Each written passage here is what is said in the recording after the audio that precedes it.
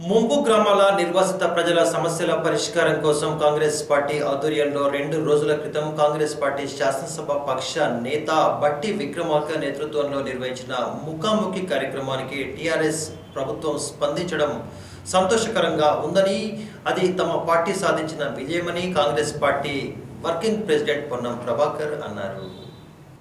ముంపు గ్రామాల ఐక్యవేదిక ఆధ్వర్యంలో బుధవారం రోజున TPCC working president Ponnam Prabhakar ఆధ్వర్యంలో ప్రెస్ మీట్ ని ఏర్పాటు చేశారు.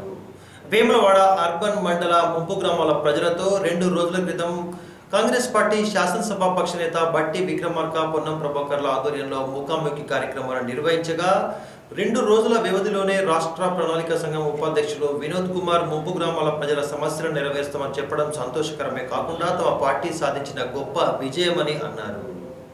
జిల్లా ప్రధాన కార్యదర్శి కూసా రవీందర్తో పాటు అర్బన్ మండల కాంగ్రెస్ పార్టీ అధ్యక్షులు పెళ్లి కనకయ్య, వంగ పరశురాం, పిట్టల మల్లేశం, ఎర్రం దేవరాజు, అనుముల హరికృష్ణ, బొమ్మ ఎల్లయ్య, దేవరాజు తదితరులు ఈ సమావేశంలో పాల్గొన్నారు.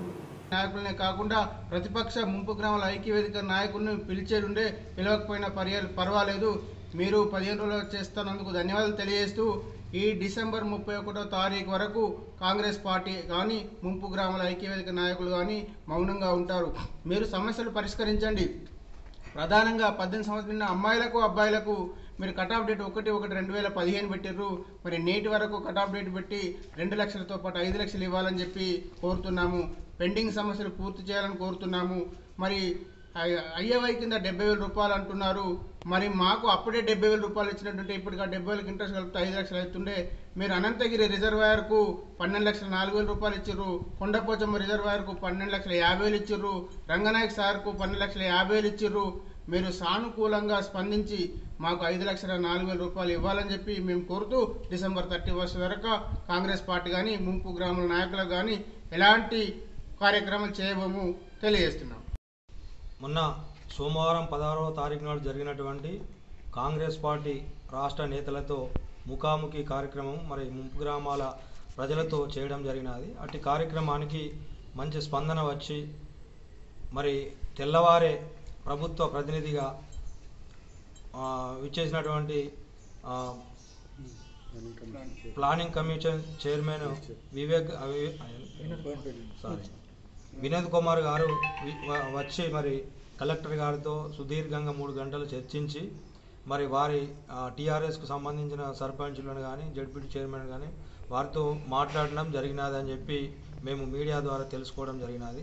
మా ఉద్దేశం ఒకటే, నిజంగా మీరు ఈ యొక్క మీటింగులు జరిగినప్పుడే కాకుండా దాన్ని శ్రద్ధగా ఈ ముంపు గ్రామాలకు సంబంధించినటువంటి ఇండ్ల డబ్బులే కానీ భూముల డబ్బులే కానీ అలాగే రీగెజిట్ చేయాల్సినటువంటి కుటుంబాలనే కానీ వీటన్నిటినీ మర్చిపోకుండా అందరినీ పిలిచి, అంటే ప్రతి గ్రామంలో ముఖ్యమైన నాయకులను ఐక్యవేదిక అఖిలపక్షం అలాగే టీఆర్ఎస్కు సంబంధించిన ముఖ్యమైన నాయకులను పిలిచి ఈ సమస్యలను పరిష్కారం చేస్తే తొందరగా అయిపోతుంది.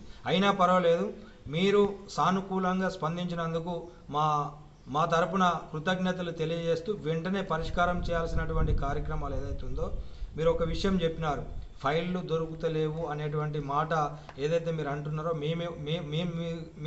మీకు తెలియజేయడం ఏంటిదంటే, కరీంనగర్ నుంచి వెళ్ళి వచ్చినటువంటి ఫైల్స్ ఏవైతున్నాయో రాజన్న సిరిసిల్ల కొత్త జిల్లాగా ఏర్పడ్డ తర్వాత అవి ఎక్కడ పడితే అక్కడ ఒక రూమ్లో పెట్టడం జరిగినది.